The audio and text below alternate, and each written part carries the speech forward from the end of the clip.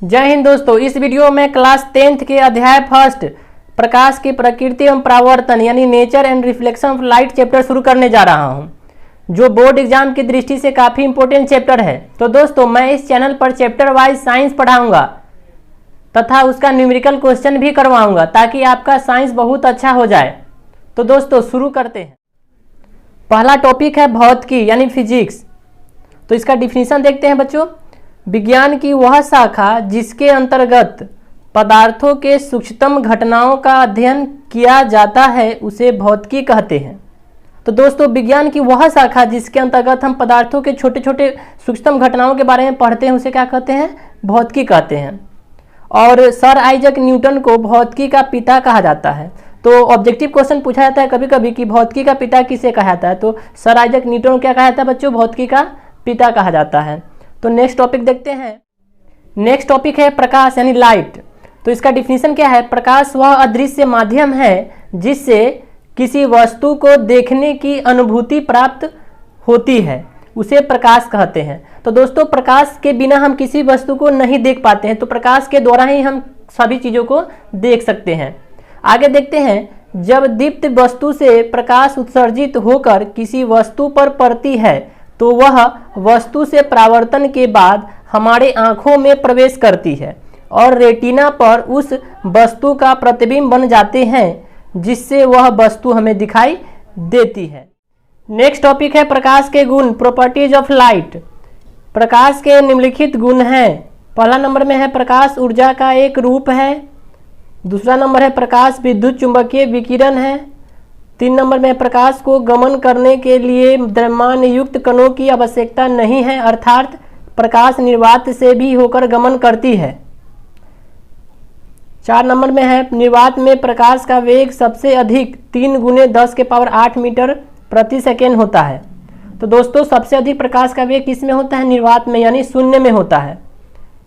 तो आपसे पूछा जाएगा कि प्रकाश का वेग सबसे अधिक किस में होता है और कितना होता है? तो प्रकाश का वेग सबसे अधिक निर्वात में होता है, जो कि है 3 × 10⁸ मीटर प्रति सेकेंड। अब नेक्स्ट है 5 नंबर में भिन्न भिन्न प्रकाशीय माध्यमों में प्रकाश का वेग भिन्न भिन्न होता है। नेक्स्ट टॉपिक है प्रकाश की प्रकृति, नेचर ऑफ लाइट। तो इसका डिफिनीशन देखते हैं। प्रकाश ऊर्जा का एक रूप है जिसकी उपस्थिति के कारण ही हम किसी वस्तु को देख पाते हैं। प्रकाश के प्रकृति के व्याख्या के लिए न्यूटन महोदय ने एक सिद्धांत दिए जिसे कणिका का सिद्धांत कहते हैं। तो बच्चों, प्रकाश की प्रकृति के व्याख्या के लिए न्यूटन महोदय ने एक सिद्धांत दिया जिसे क्या कहते हैं? कणिका का सिद्धांत कहते हैं। अब इसके अनुसार प्रकाश छोटे छोटे कणों का प्रवाह है जिसे कणिकाएं कहते हैं।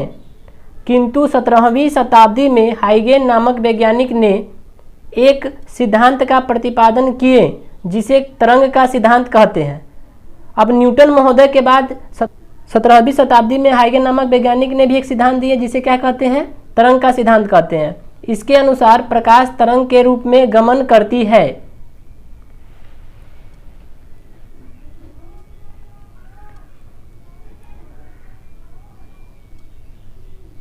अब आगे है प्रकाश का परावर्तन एवं अपवर्तन जैसी घटनाओं की सफल व्याख्या दोनों सिद्धांत द्वारा हो जाती है, इसीलिए दोनों सिद्धांत मान्य थे।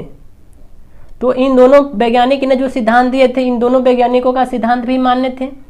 अब आगे है किंतु प्लैंक महोदय ने फोटोन मॉडल का प्रतिपादन किए जिसके अनुसार प्रकाश विद्युत चुंबकीय तरंग है जिसमें ऊर्जा के छोटे छोटे पैकेज प्रवाहित होते हैं जिसे फोटोन कहते हैं। और इसे फोटोन मॉडल के द्वारा आइंस्टीन से प्रकाश की विद्युत प्रभाव की व्याख्या E = mv² द्वारा किए, जहां m द्रव्यमान था, v प्रकाश का वेग है। तो बच्चों, प्लैंक महोदय ने भी एक सिद्धांत दिए जो फोटोन मॉडल का प्रतिपादन करके उन्होंने बतलाया कि प्रकाश क्या है? विद्युत चुंबकीय तरंग है जो क्या करता है? यानी कि ऊर्जा के छोटे छोटे पैकेज क्या करते हैं? प्रवाहित करते हैं, जिसे क्या कहते हैं? फोटोन कहते हैं। और उन्होंने एक फॉर्मूला दिया प्रकाश से संबंधित E = mv², जिसमें m क्या है? द्रव्यमान है और v क्या है? वेग है। और इसमें हमने देखा E जो है, E क्या है? ऊर्जा है, यानी प्रकाश की क्षमता है। अब देखते हैं नेक्स्ट टॉपिक। अब नेक्स्ट टॉपिक है दीप्त पिंड या प्रदीप्त पिंड। दीप्त पिंड को ही हम प्रदीप्त पिंड कहते हैं, जिसे इंग्लिश में लुमिनस बॉडी कहा जाता है। देखते हैं इसका डिफिनीशन। वैसे पिंड जिससे प्रकाश उत्सर्जित होती है उसे दीप्त पिंड या प्रदीप्त पिंड कहते हैं, जैसे सूर्य, तारा, जलता हुआ बल्ब etc। अब देखते हैं नेक्स्ट टॉपिक। अब नेक्स्ट टॉपिक है अदीप्त पिंड या अप्रदीप्त पिंड, जिसे इंग्लिश में नॉन लुमिनस बॉडी कहते हैं। अब इसका डिफिनीशन क्या है देखते हैं। वैसे पिंड जिससे प्रकाश उत्सर्जित नहीं होती है उसे अदीप्त पिंड या अप्रदीप्त पिंड कहते हैं, जैसे में पृथ्वी, चंद्रमा, ग्रह, पत्थर, टेबल etc। यानी कि बच्चों वैसे पिंड जिससे प्रकाश नहीं निकलता है, जैसे पृथ्वी है, चंद्रमा है, ग्रह है, पत्थर है, टेबल है। इसके अलावा बहुत सारे ऐसे पिंड हैं जिससे प्रकाश उत्सर्जित नहीं होती है। तो दोस्तों आज का वीडियो हमारा यही समाप्त होता है। आप हमारे इस वीडियो को लाइक, सब्सक्राइब तथा शेयर करना ना भूलें दोस्तों। तो मिलते हैं नेक्स्ट वीडियो में। जय हिंद।